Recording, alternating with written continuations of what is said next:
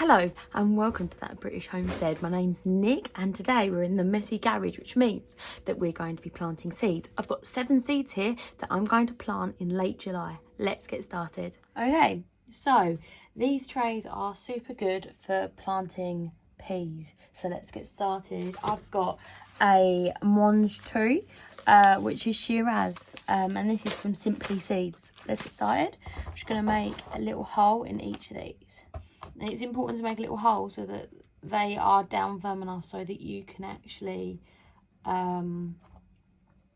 get the seed completely covered in water. Now, best case scenario, you would have already soaked these overnight in water, but I am unorganised and I wanted to do this yesterday, so and I never got round to it, so I'm a bit rubbish with the old forethought. Okay, right, so all I'm going to do is pop 1 seed in each of these little holes. So if you're looking for peas for a late crop, make sure that you double check that they are okay to sow in July. These ones are. So seed number 2 is flowers. So I've got these 3 types of flowers. I did grow some of these the other day.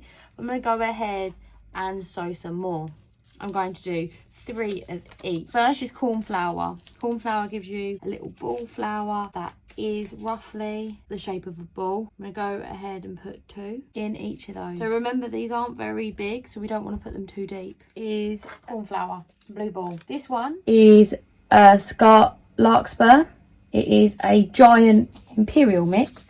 It's from Wilco's. Put in a couple in each because obviously I don't know how well these are going to germinate because I've tried to germinate them a couple of times and it just has not worked. Once again, I'm just going to be popping some soil over the top. So that is Larkspur. Quite cute. Next is Sweet William, and this is a let variety here. Teeny little onion-like seeds. And the great thing about this is means that we're going to have great pollination in the allotment until winter. Basically, until the frost comes and kills them all. Aren't they pretty? They kind of remind me of my nan's house, I think. So I'm going to go ahead and just write on this label, flowers. Pop that there. These are my favourite trays of all time. Yeah. My nan gives these to me, and I'm actually seeing Grandma tonight, and she will be giving me, she's already told me, some more trays because she always buys bedding plants. These are all from bedding plants. I never buy bedding plants, but she does. And I love them. These are the best trays. I don't know what plants these are. These are, oh, Busy Lizzies. Proper nostalgic for me, they are. I think all she should buy is Busy Lizzies, really. Are these Busy? Oh, Busy Lizzies and Marigold. So, of course, I give my nan some flowers that we do grow here. But as you know, she just likes buying her own ones because she likes pottering to the shop and seeing what's there, which is lovely. So just in case you're thinking, well, why don't you grow some for her? She gives you all these pots. I do. I gave her some chamomile and all sorts of things that reseed and things like that, especially for things like Mother's Day. I tend to give out presents that are like sown flowers for Mother's Day, like tomato plants, pepper plants, etc., instead of actually, you know, doing something like buying them gifts. Right, let's do number 3, cabbages. First cabbage we've got is that Chinese cabbage. Oh, it's just started to germinate out there. It's very, very exciting, you know, for me. So let's go ahead and put some in there. Right, so I got these from Mega Seeds. Love that shop. And they've all germinated, so honestly very, very good. I find they always pretty much germinate. So remember, because this is a brassica, we want to firm it into the soil because brassicas like little firm feet. Additionally, we're doing it in a bigger tray because it will get a nice root ball on there and it will keep it nice and sturdy in those terrible storms that we get in the winter. Always label everything instead of putting like holes in, they're like dimples, because we are doing, oh, that's empty, we're doing Durham early. I actually went out to buy some more seeds of this variety because I find these particularly delicious. I don't know if you guys do. And And I was quite resentful about getting them last year. I got them because this is the time I like to grow my cabbages. And basically, when I was younger, we used to have these things called spring greens. And I don't know why, I always thought, oh, spring greens are, you know, spring cabbages. And I cannot stand spring greens. They're really strong flavoured. I really don't like them, etc. And I was just, I resentfully, I would say, grew these.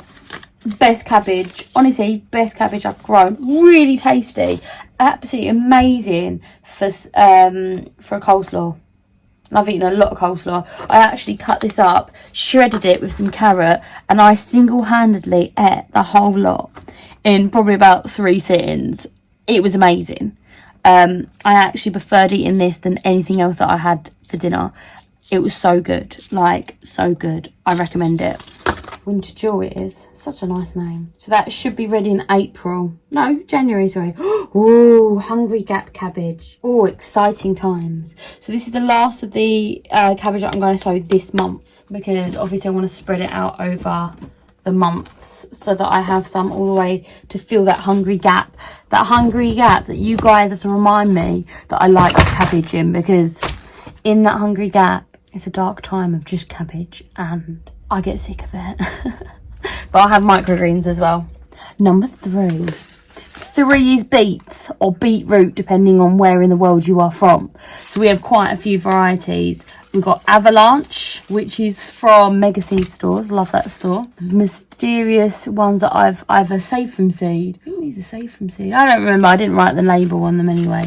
I have Border. I don't know what they look like, but they're from Mega Seed. I've also got Cylindrica, which I always struggle to say. Really cool one. It's like more like a carrot in size, but it's very, very red.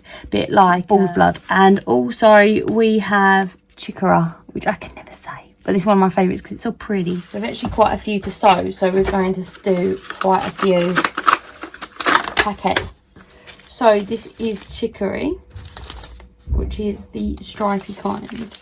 I'm going to do one of each variety in each tray, and then I'm just going to gently put this over. I'm actually sowing them as more than one.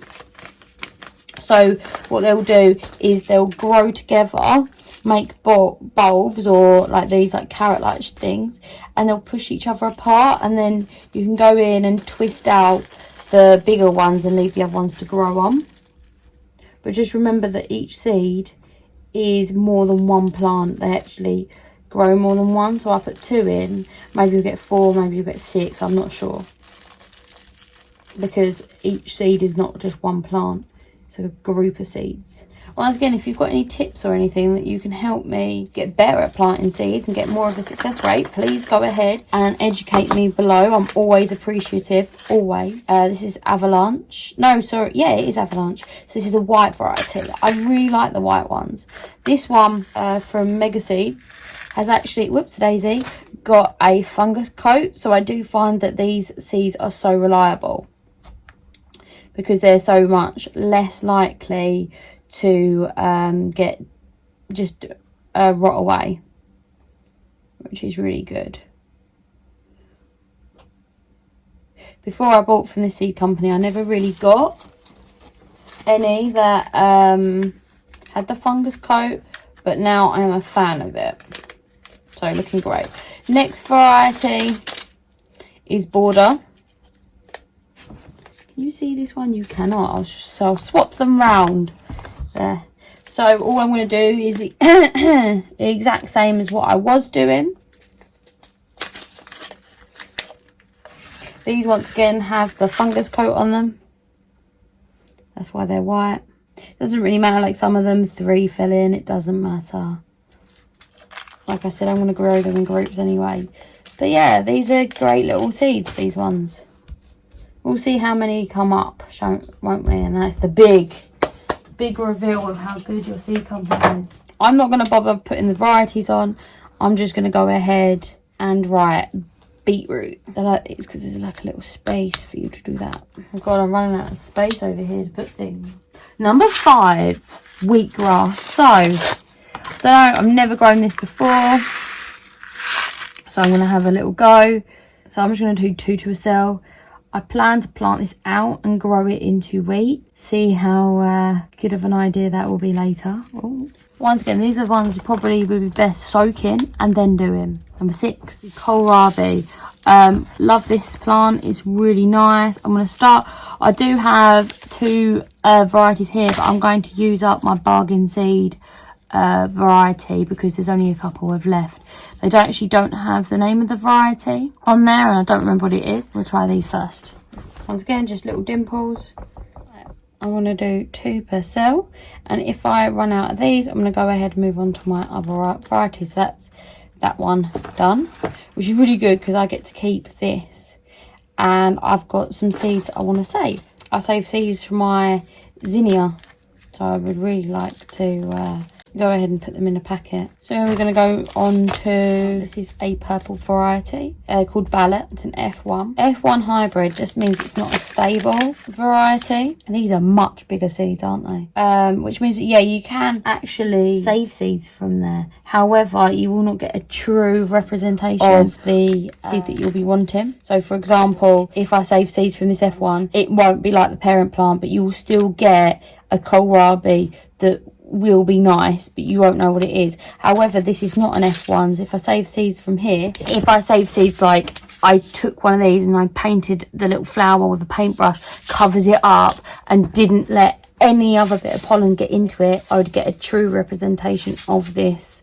plant. But if I open pollinate it, I'll get an F1 hybrid. So that's the difference. For example, I've had a kale go to seed in my front garden. Okay, I let it go to seed. Bees love the flowers, and then when the seed came, I'm gonna collect some of that. It was a purple curly kale. I think it was like, can't remember what it was called, like maybe a red Roman or something like that. Anyway, went to seed, left it out there, and that will be an F1 hybrid because it's open pollinated. And to be honest, I don't think I know any people that grow kale around this area or any brassicas. They've gone to seed. However, I can't guarantee it, so I'm going to be very interested in see what type of kale that will grow. Last but not least, chicory. Now, chicory is one of my favourite things to grow, and I have done a video on this before. They're like almost grass seed like, so this is not ideal way to grow them, but I'm going to grow them in say 4s. I said I do 5. Let's do the middle one. That's such a good idea. So I'm not going to be putting them far down. They're very small seeds, and I believe that they need light to germinate. See, I've got a clear billion of them. I've got 3,000 seeds, so enough for now. These would be really good to sow outside. I think I might do that on Friday. Right, thank you for hanging out with me today, and thank you for seeing my 7 seeds that I'm going to sow in late July. We're almost over now, guys. It's almost August, and I've got a load of seeds left to sow in August, so it's going to be very exciting. And I'll see you next time. Bye bye.